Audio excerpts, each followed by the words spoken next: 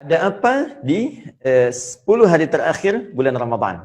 Ini keterangan umum yang disampaikan oleh para ulama kita merujuk pada keterangan-keterangan yang utama, ya, yang paling menjadi rujukan bagi orang-orang Islam, yaitu dalam hadis-hadis Nabi Sallallahu Alaihi Wasallam tentang keutamaan 10 hari terakhir di bulan Ramadan. Apa itu? Ya, ada peluang untuk mendapatkan kemuliaan yang lebih besar, yang tidak didapatkan teman-teman sekalian di hari-hari di luar Ramadan, khususnya di waktu malamnya, ya, di waktu malam, ya. Saya mohon izin tidak bermaksud mengajari, tapi hanya berbagi saja, ya, tentang pengertian dalam narasi Al-Quran dan dikuatkan nanti dengan kaidah-kaidah bahasa Arab. Malam itu bahasa Arabnya lail. Lail. Ya, al-lail. Karena itu di Al-Quran ada surat al-lail, ya, surat malam kan? Baik, jamaknya layali, ya, wal-laili idza yaghsha. Malam. Jamaknya layali. Ya, turunannya bisa laili, lili, lela, leli. Nah, itu malam. Ya, kalau ada yang ikut dengan kita Ibu Leli, nah itu ibu malam-malam. Baik. Kalau ada yang spesial di waktu itu, ya, ada yang istimewa, maka rumusnya salah satunya di bahasa Arab diberikan sifat keistimewaannya. Tambahkan tak di ujungnya, tak marbutah. Ya, jadi yang tadinya lail, ya, robah kalimatnya, lailnya tambah tak di ujungnya, jadi lailah, gini, lailah. Jadi kalau ada kalimat lailah, ya, lailah itu beda dengan lail, tidak sama. Ya, karena di sini ada taknya, tak ini yang menunjuk satu keistimewaan ini yang tidak ditemukan di malam-malam biasa. Spesial di Ramadan ada malam yang tidak disebutkan oleh Allah dengan kalimat lail seperti yang lainnya, tapi langsung diungkapkan dengan kalimat lailah. Bahkan dahsyatnya di lailah ini disandingkan dengan kadar manusia. Semua ketetapan-ketetapan kehidupan yang telah ditetapkan di Lauh Mahfudz sebelum kita tercipta bahkan. Ya, tentang kita terlahir, tentang aktivitas di mana, Anda di Amerika, apakah nanti kembali ke Indonesia, kemudian hidup di mana, wafat di mana, sampai kembali kepada Allah, yang di situ kemudian kita hidup sekarang untuk berikhtiar, mewujudkan semua apa yang tertulis itu. Itu disebut dengan qadar namanya. Qadar. Nah, saking dahsyatnya ini, Lailatul Qadar, itu hingga Allah menurunkan satu surah khusus, disebut dengan namanya Al-Qadar. Ya, Inna anzalnahu fi Lailatul Qadar. Masya Allah. Kembali ke inna tadi. Sungguh kami dengan keagunganku, kata Allah, akan turunkan informasi yang dahsyat. Apa di antara yang dahsyat itu? Anzalnahu, kami turunkan Al-Quran itu Lailatul Qadar, fi Lailatul Qadar, pada malam yang sangat istimewa, malam yang sangat menentukan. Nah, kapan terjadi malam Al-Qadar ini? Apa keistimewaannya? Banyak riwayat menyebutkan di hadis-hadis, khususnya bab di hadis Muslim, ya, ada ditemukan bahkan beberapa riwayat Nabi menyampaikan umumnya, secara umum malam Al-Qadar itu sering dipersepsikan lewat narasi-narasi yang disampaikan Nabi itu di 10 hari terakhir di malam-malam Ramadan. 10 hari terakhir. Ya, walaupun ya sebagian ulama berpendapat ini dirahasiakan oleh Allah Subhanahu wa taala, dia bisa muncul di malam pertama, muncul di malam kedua atau di pertengahan, dirahasiakan supaya kita serius untuk menjemput setiap malamnya. Hanya kemungkinan besar kebanyakan munculnya di 10 hari terakhir di bulan Ramadan berdasarkan keterangan-keterangan hadis-hadis Nabi sallallahu alaihi wasallam. Apa yang Anda bisa dapatkan ketika hadir malam ini? Kata Al-Qur'an, Lailatul Qadri khairum min alfi syahr. Pada malam ini, jika Anda bisa beramal satu saja, satu aja, baca Al-Quran misalnya, ya, sholat cuma 2 rakaat sekali, dibuka takbir, diakhiri salam, 2 rakaat. Ya, kemudian Anda baca Quran, itu pun misalnya baru baca cuma 1 huruf, ya, nun, qaf, ya, tiba-tiba ketiduran, ngantuk misalnya, itu pahalanya khairum min alfi syahr, lebih daripada 1000 bulan. Awas, jangan keliru menerjemahkan ya.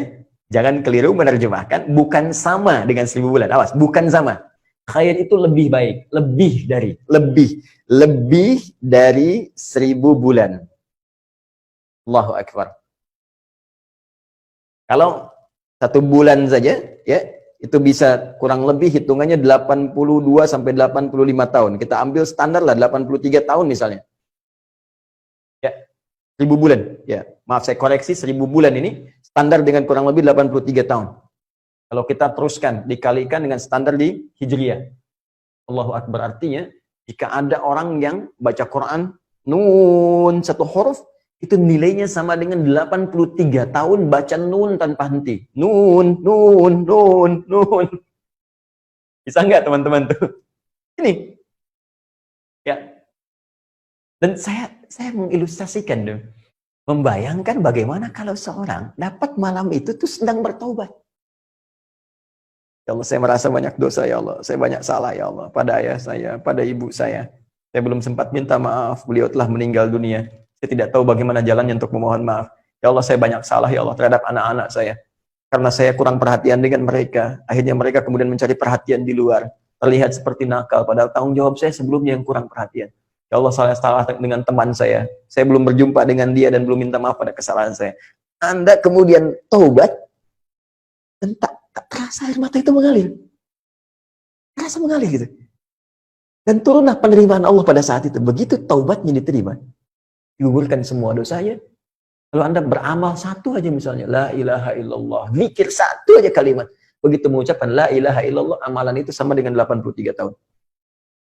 Usia Anda mungkin baru 60 tahun, ya 50 tahun, tapi punya amalan 83 tahun, dan dosa dikosongkan oleh Allah Subhanahu wa Ta'ala. Hilang. Paling indah ketika Anda mengucapkan la ilaha illallah, kemudian tibalah waktunya untuk pulang. Ketika meninggal dunia itu, Anda sudah punya amalan 83 tahun melampaui amalan usia Anda, dan pada saat itu dosa-dosa sudah dihapuskan oleh Allah Subhanahu wa Ta'ala. Inilah keistimewaannya malam-malam terakhir di bulan Ramadan. Ya. Dan yang terakhir, yang ketiga, teman-teman sekalian, apa yang menarik pula di malam-malam terakhir di bulan Ramadan, setelah kita dapatkan informasi yang pertama menunjuk pada tingkat keimanan seseorang, ya, kesungguhannya, kemudian juga menunjuk kepada amalan yang sangat dahsyat yang bisa didapatkan di situ. Yang terakhir, Allah akan memberikan kenikmatan. Yang ini bisa dilatih dengan 1 amalan. Dan amalan ini memang hanya disiapkan di 10 hari terakhir. Tidak ditemukan di 10 malam pertama, tidak juga di malam yang kedua, pertengahan kedua, tapi hanya akan Anda dapatkan di 10 malam terakhir. Amalan ini jika dikerjakan dengan benar, akan menghadirkan kenikmatan dalam kehidupan yang bisa dibawa ke ranah ibadah.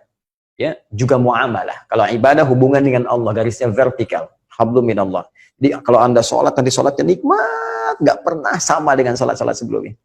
Ya, kalau baca Al-Quran itu nikmat, nggak pernah sama dengan sebelumnya. Bisa fokus, enak, terarah, nggak bisa terganggu gitu kan. Terus kalau berhubungan dengan manusia, lapang. Menghadapi takdir itu enak, lapang. Ngelihat ada pandemi, saya mengamati yang terjadi di Amerika juga, di New York khususnya gitu kan. Bagaimana situasi COVID-19 ini kita hadapi, seperti apa. Namun demikian itu ujian juga untuk keimanan kita dalam tinjauan spiritual tentunya. Dan orang beriman menghadapi situasi yang membahagiakan ataupun terlihat nampak dalam pandangannya kurang menyenangkan, itu semua situasinya sama. Sampai-sampai ada bab khusus kata para ulama, orang kalau sudah merasakan ketenangan dalam kehidupan, maka terpraktekkan 2 sumber keindahan yang mengantarkan setiap hamba ke surga. Apa itu? Syukur, sabar. Dia orang masuk surga itu kalau mau cepat 2. Ya, 1 syukur, 2 sabar. Makanya syukur disebut oleh Al-Quran sedikit yang bisa. Wa qalilun min ibadiyasy syakura. Sedikit hambaku yang bisa sabar, syukur. Dan sabar itu kalimat pembuka malaikat menyambut orang masuk surga. Itu ada di Quran surah ke-13 Ar-Ra'd ayat 23 sampai 24. Ya, jannatu 'adnin yadkhulunaha wa man salaha min abaihim wa azwajihim wa dzurriyyatihim wal malaikatu yadkhuluna 'alaihim ya min kulli bab. Salamun 'alaikum bima sabartum. Salamun, selamat bagi Anda semua. Ya, bisa masuk surga yang indah ini bima sabartum, karena sabar. Ini cuma ada 2, kalau nggak syukur, sabar. Dan syukur dipraktikkan ketika Allah titipkan nikmat kepada kita dalam bentuk yang bisa kita rasakan dengan kebahagiaan. Sedangkan sabar, ketika Allah turunkan nikmat kepada kita dalam bentuk musibah yang kadang-kadang terasa tidak menyenangkan. Sebetulnya dua-duanya itu jalan ke surga. Ya, itu poinnya. Nah, bagaimana untuk bisa mendapatkan kelapangan ini sehingga bisa mempraktekkan syukur dan sabar? Salah satunya ada latihan yang hanya diberikan fokusnya di 10 malam terakhir saja. Nah, dalam bahasa Arab, kalau Anda fokus pada sesuatu yang tak bisa dipalingkan kemanapun, ya, sehingga merasa kayak ada kenikmatan, saking nikmatnya nggak bisa fokus. Anda sedang nonton acara begini kan, terus dipanggil misalnya, "Ma," nggak jawab, "Mama, sebentar." Tapi nengoknya begini sebentar ya, itu fokus begini kan. Nah, itu disebut namanya akafa. Ya, ain, kaf, fa. Ain, ya, ain, kaf, fa, begini. Oke? Orangnya disebut akif. Akif, gini. Akif. Baik. Kalau banyak orang, ya nggak hanya Anda saja, ya, di rumah ada 5 orang semuanya fokus, luar biasa, tak terpalingkan, merasa kenikmatan, jadikan di ujungnya, akifun. Akifun. Misal, di zaman Nabi Ibrahim ada orang yang fokus terhadap patung-patung, sembahan berhala, sampai saking fokusnya dipanggil susah nengok. Diingatkan marah-marah, gitu kan? Itu ada di Quran surah ke-21, ayat ke-52. Ya, "Mahadhi tamathilul lati antum laha akifun," kata Ibrahim kepada bapaknya dan kepada kaumnya, masyarakat pada saat itu. "Apa sih patung-patung ini sampai kalian begitu fokus? Aku ingatkan nggak nengok-nengok. Aku sampaikan marah-marah." Akif itu namanya. Ya. Baik, kalau Anda ingin melatih diri fokus sehingga terhubung hanya dengan Allah, nikmat gitu, dan nggak bisa diganggu orang. Ya, saat sedang senang, kita pun nyaman sedekah, nyaman ini, nggak ada riya, nggak diganggu orang. Sedang sholat enak, nikmat, dicela orang juga, alhamdulillah. Memang setiap manusia punya aib untuk dicela. Perasaan itu muncul saja dan terasa damai dalam kehidupan.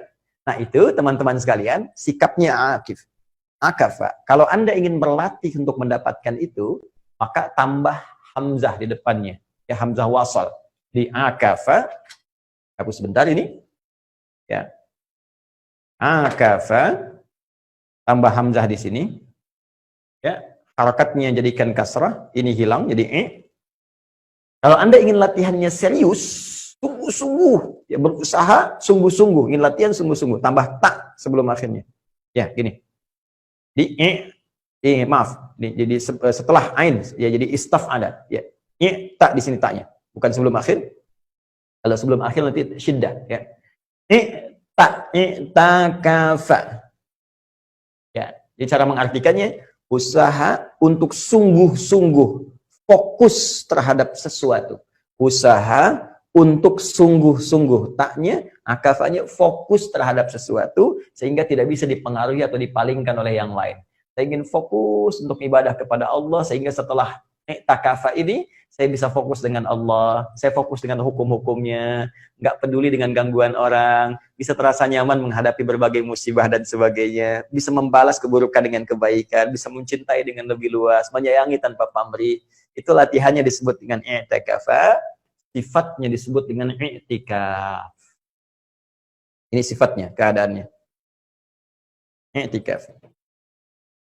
Nah, jadi yang ketiga, di 10 malam terakhir Ramadan, Anda akan mendapatkan sebuah latihan dengan fokus yang sangat luar biasa.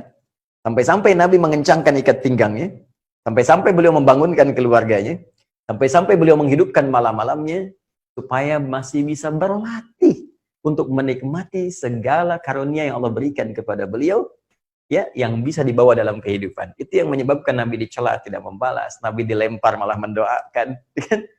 Terus dalam akhir hidupnya pun masih menyampaikan kalimat yang ingin menyayangi kita semua. Dan di mana kita dibanding keteladanan Rasulullah SAW?